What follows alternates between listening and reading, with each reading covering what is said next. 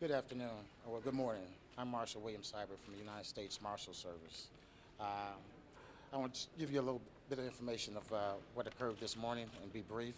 We have family members of the US Marshals that are en route, so we owe it to them to talk to them first. Um, Here's what I can tell you at the present time.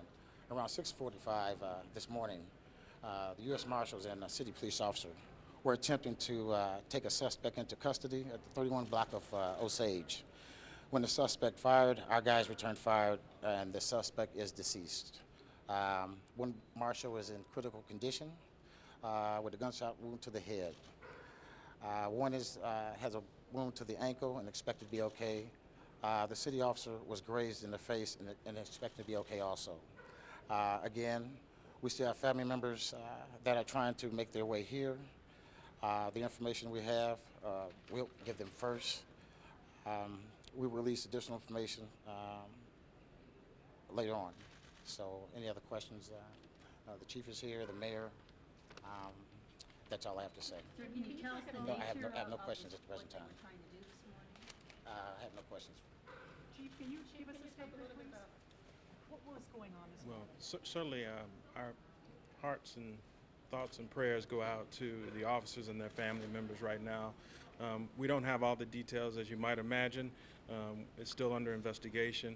Right now, we're just praying for the officers who are injured and hoping that everything works out well. What can you tell us about the St. Louis police officer that was involved? The St. Louis police officer was grazed. We believe one of the shots struck his bulletproof vest. He is not in serious condition. He will recover. He's still in the hospital now. We're hoping that he'll be released today. Chief, we had heard that the suspect had vowed not to be taken alive.